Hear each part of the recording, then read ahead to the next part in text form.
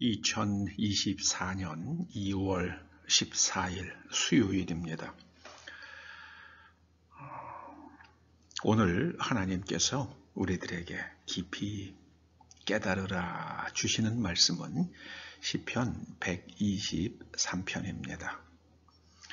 먼저 말씀을 함께 봉독하십니다. 하늘에 계시는 주여, 내가 눈을 들어 주께 향하나이다.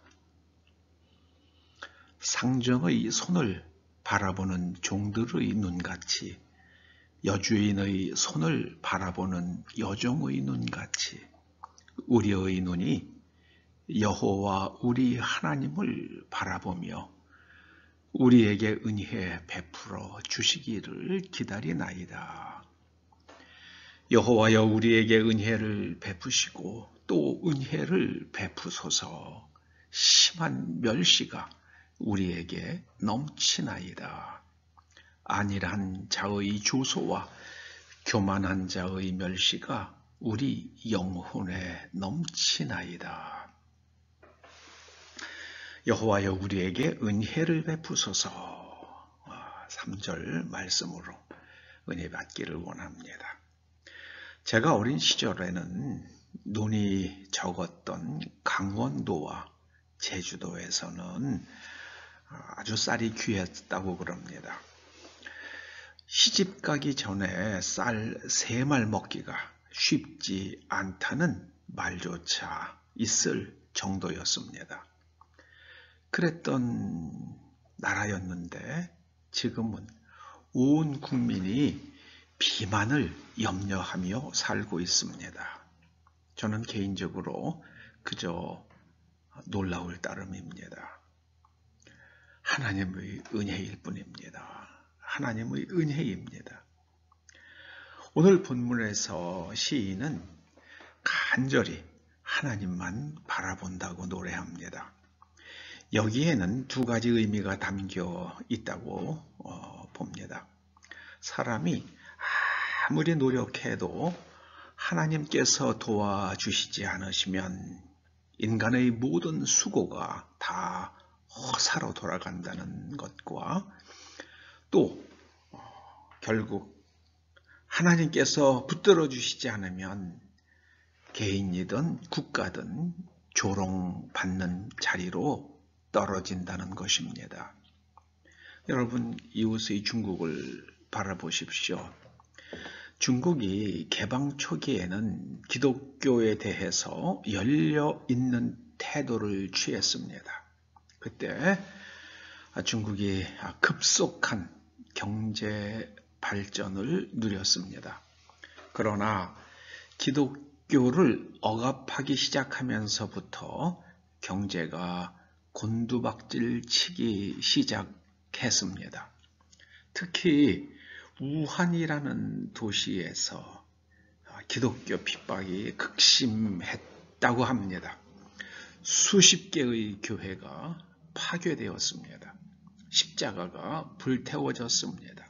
그런데 그 우한에서 코로나가 시작되었다는 것이 제 눈에는 결코 우연이 아니라고 보여집니다. 어떤 사람은 그거야 우연이라고 말할지도 모르겠습니다만은 제 눈에는 결코 우연이 아닙니다. 최근에 외국의 기업들이 중국에서 썰물처럼 빠져나갑니다. 그 결과 실업자들이 넘쳐나고 있다고 합니다. 일자리 하나 구하기가 얼마나 어려운지 우리나라 IMF 때는 비교도 되지 않을 정도인 것 같습니다. 하나님의 은혜가 그 땅을 떠났습니다. 하나님의 은혜가 떠나면 쇠퇴와 멸망과 기근이 찾아옵니다.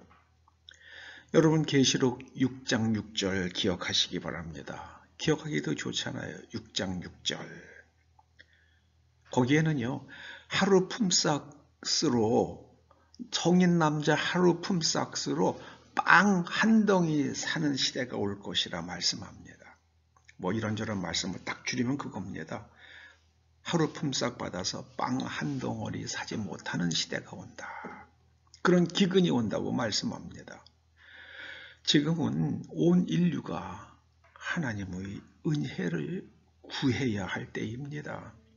그것만이 인류가 살 길입니다. 저는 은혜라는 말을 떠올릴 때마다 노아가 생각납니다.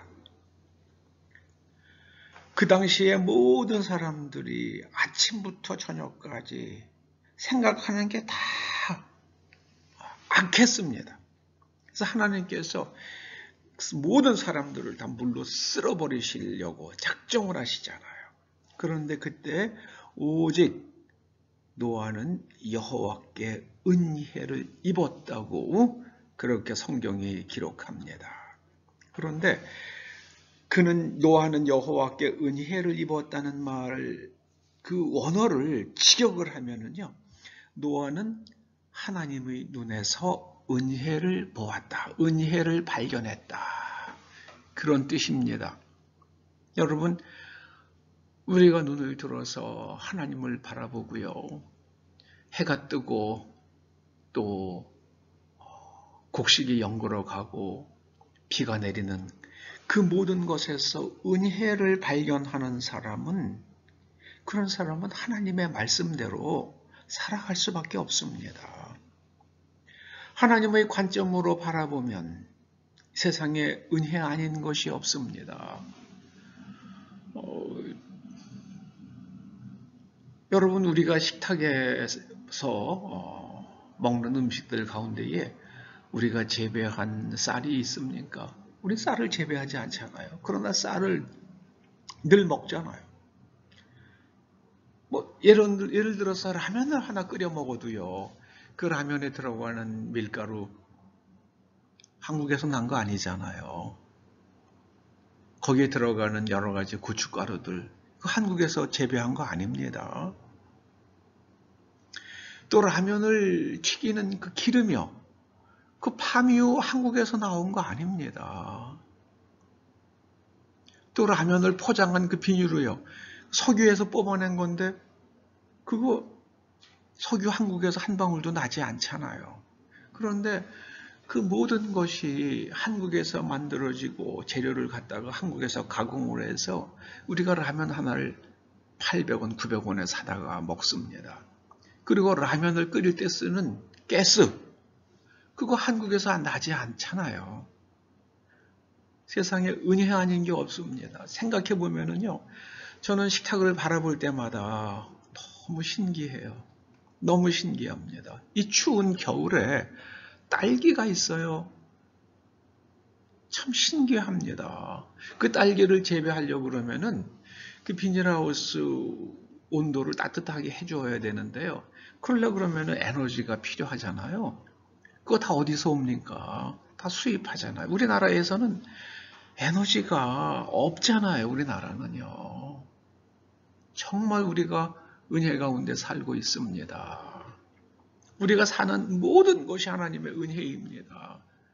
여러 사람의 수고한 그 열매를 우리가 이 땅에서 누리며 살고 있잖아요. 참 정말 감사할 일입니다. 그러니 우리가 서로 감사하며 서로 축복하며 서로 도우며 살아야 되는데, 저 중국이란 나라는 자꾸만 이 바다도 우리 거야, 뭐 이 땅도 우리 거야, 기술 다 그냥 해킹해서 기술 훔쳐가고요. 그러니 하나님께서 그냥 두시겠습니까? 저는 하나님께서 그 땅에서 은혜를 거두어가기 시작한다고 제 눈에는 보여집니다.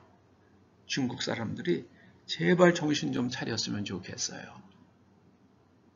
여러분, 하나님께서 우리에게 은혜를 베푸셔야 우리가 살아갈 수 있습니다. 우리가 하나님의 은혜를 떠나는 순간 세상 사람들의 조소와 멸시가 우리의 정신을 뒤엎어버릴 겁니다. 기억하십시오. 하나님의 은혜만이 우리의 살 길입니다. 기도하시죠. 하나님, 우리에게 은혜를 베풀어 주시옵소서. 우리가 하나님의 은혜를 누릴 수 있는 길이 무엇인지 성경에 밝히 보여주셨사오니 그 삶을 살아갈 수 있도록 우리와 우리의 후손들이 늘 깨우쳐 말씀으로 내면을 항상 재구조화하며 말씀에 어긋나는 우리 내면을 항상 바꾸어서 무엇을 생각하든 무엇을 행하든 무슨 소망을 갖든 그것이 다 하나님의 말씀과 일치되게 하여 주시옵소서. 그리하여 이 땅이, 이 백성들이 하나님께서 눈동자처럼 아끼시며 사랑하시고 은혜를 베푸시는 그런 땅과 백성들 되게 하여 주시옵소서. 우리의 후손들도 그리 살게 하여 주시옵소서. 예수님의 이름으로 기도드리옵나이다. 아멘.